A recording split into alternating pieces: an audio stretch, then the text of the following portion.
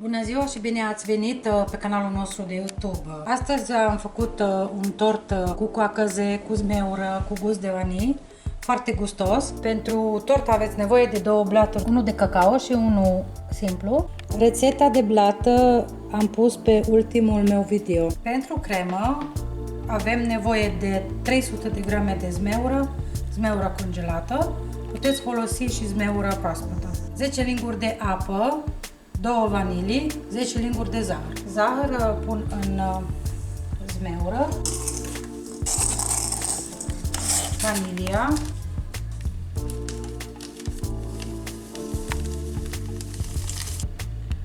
și apă. Acum le voi pune pe foc 20 de minute și amestec să nu se ardă. Acum este gata zmeură, voi da printr-o strecurătoare.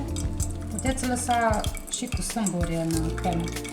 Mie îmi place fără sâmburi. Când o să fie rece, o voi pune în frișcă. Acum voi prepara frișca, 500 de ml de frișcă lichidă. Pun într-un bol. Frișca trebuie să fie rece. Și zahăr pudră cu arome de vanilie, 80 de grame. Și voi mixa. Voi adăuga un întăritor de frișcă ca să fie mai spumoasă. Voi pune la început și voi mixa.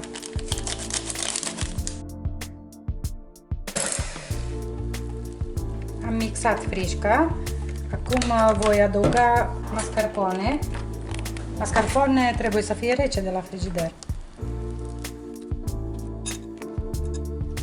Am pus mascarpone și voi amesteca un pic să se incorporeze bine. Acum voi împărți crema în două părți egale și voi pune într-o parte câteva linguri de zmeură. Și voi amesteca încet. Zmeura care au rămas voi însiropa blaturile. Voi tăia blat în două părți egale.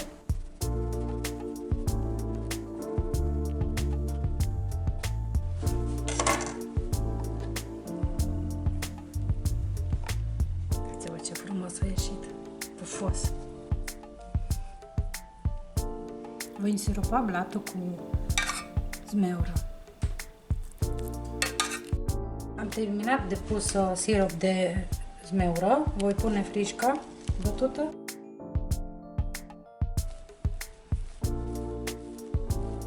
Am rupt zmeura în două. Am terminat de pus zmeură, acum voi pune pe blat puțină cremă și voi nivela puțin.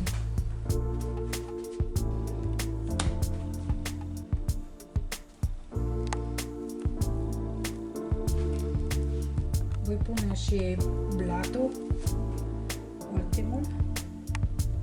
Deasupra o să fac altă cremă ca să îmbrac tortul. Îl voi pune la rece, la frigider, 2-3 ore. Cum voi pregăti crema de învelit tort? Am nevoie de 200 grame de unt, de zahăr, 200 grame zahăr tost, puteți pune și zahăr pudră, 250 de grame de mascarpone și Philadelphia, aveți nevoie 330 de grame. Philadelphia fără sal. Voi pune unt într-un bol, trebuie să fie moale, să fie scos din frigider cu câteva ore.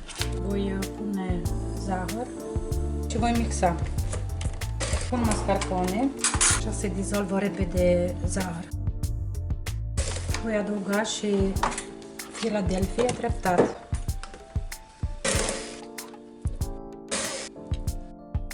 Voi adăuga esență de vanilie, o linguriță, puteți pune și de portocal. Acum voi pune tort pe platou, voi întoarce.